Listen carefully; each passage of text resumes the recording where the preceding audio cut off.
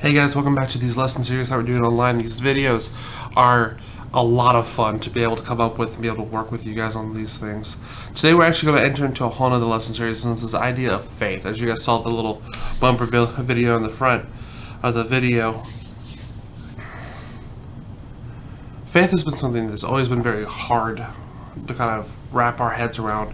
You know, people say faith is believing without seeing, or, you know, seeing does not always mean believing, but believing without seeing must be true faith, right? When we come into faith, we're actually introduced to faith not directly into God when we're younger, but we're introduced in faith in things like Santa Claus and things like that, things that we believe wholeheartedly into. One thing about faith that always strikes me is this: how far are we willing to go with it? Because, you know, faith in a society today has been something that's been willingly to waver. It's something malleable. It's something that we can mold. It's something we can move. Something that changes regularly. But when we're given the definition of faith, when we're shown different parts of faith, it's not something that's able to be transformed into something else. It's something that's solid as a rock. And it's kind of confusing why our culture today has kind of changed this. So I kind of want to show you guys a little bit about what faith is. And the definition we're given is this complete trust or confidence in someone or something, like the belief and trust in and loyalty to God. I was trying to come up with stories, trying to figure out which one I want to talk to you guys about today. And one of my favorite stories kept popping to mind is actually, if you guys are watching the videos that Elizabeth is posting on our family page, it was the story that Mike read. And it was the story of the fiery furnace. Something about this furnace, kind of give you guys a little brief history of it.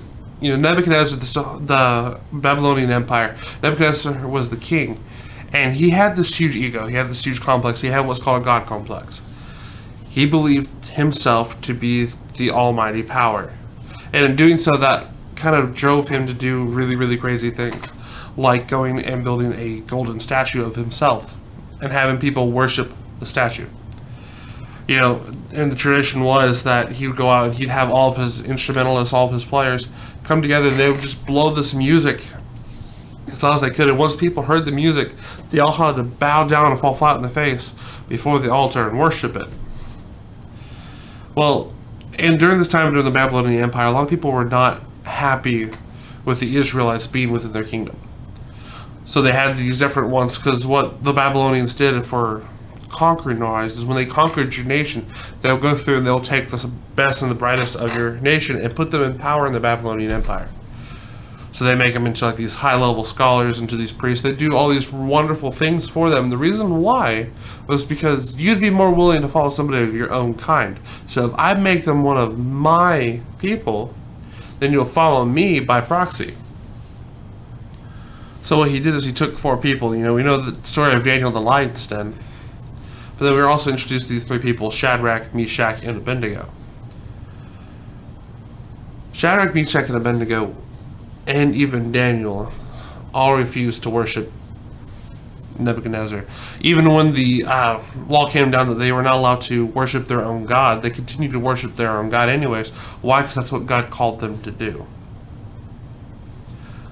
Came down to the fact that when Nebuchadnezzar was bringing forth this golden idol, they were like, hey, come worship this, and Shadrach, and Meshach, and Abednego refused.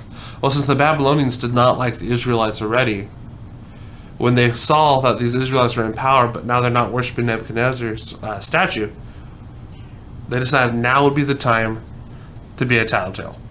So they come right up to King Nebuchadnezzar and says, Nebuchadnezzar, is it true that the law is that whoever does not worship your statue must be tossed into the fiery furnace? Nebuchadnezzar was like, yes, that's true. And they're like, well, guess who's not doing it? Shadrach, Meshach, and Abednego. Nebuchadnezzar had kind of a kind of a hot temper. And so he's like, okay, bring him to me. So they come for him, and Nebuchadnezzar realized how much he liked Shadrach, Meshach, and Abednego. So he looked at him and was like, okay, guys, okay, here's the deal. And it's kind of where we pick up in our scripture today, so we're going to read it together. And it says this: Now if you be ready, that what time ye hear the sound of the cornet, flute, harp, sackbut, psaltery, and the dulcimer, and all kinds of music, ye fall down and worship the image which I have made. Well, but if you worship not, ye shall be cast in the same hour into the midst of the burning fiery furnace. Who is that God that shall deliver you out of my hands? You see, here's Shadrach, Meshach, and Abednego. They're already being confronted in the mentality that you need to worship me or I'm going to kill you, is what Nebuchadnezzar ultimately said. But not just kill you, I'm going to kill you in one of the worst ways possible. Death by fire. Burning to death. See, Nebuchadnezzar was trying to be nice to Shadrach, Meshach, and Abednego. He was like, well, guys, I'll give you a second chance. Worship the idol that I put before you, the one that I've made. But if you don't, I'm going to kill you. And let's continue on reading, so let's see what it said. And Shadrach, Meshach, and Abednego answered and said to the king, O Nebuchadnezzar, we are not careful to answer thee in this manner.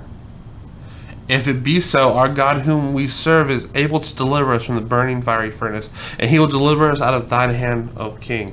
You know, this is one of my favorite stories for this reason, because Shadrach, Meshach, and Abednego walk up to the most powerful man on the earth, who was challenging them on their faith, who was looking at them and saying, hey, either worship me, deny your God, and worship me, or you're going to die. Shadrach, Meshach, and Abednego's answer is, we are not careful to answer you. Meaning, we really don't care what you have to think right now. We're not going to stifle our tongues right now. He said, because the God that we serve not only can deliver us out of the fiery burning furnace, but he can deliver us out of your hand too, O king. In the next verse, actually, Shadrach, Meshach, and Abednego come back with this concept that even if he doesn't, even if God does not save us from this, we'd rather serve him than to serve you. This is that concept of complete faith, this complete trust or confidence in someone or something, belief and trust and loyalty to God. This is the faith that we're talking about with Shadrach, Meshach, and Abednego. Well, they're not very careful to speak, and so Nebuchadnezzar was not very careful to stifle his own hatred and his own anger. So he had his guards bind them very quickly.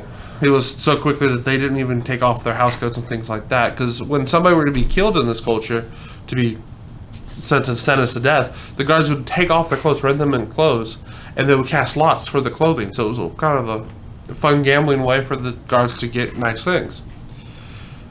But Nebuchadnezzar ordered it so quickly that the guards tied them up in their coats, in their hats. And he ordered the furnace to be heated up to an extraordinary heat, so much that it was almost impossible to withstand. It was actually impossible to withstand, because when they were getting picked up to be thrown in the fire furnace, they had the biggest guards come grab them, and they opened the door, and when the guards were tossing them in, the heat alone killed the guards. But Shadrach, Meshach, and Abednego sat within the heat. A lot of you guys might know the story, some of you guys might not.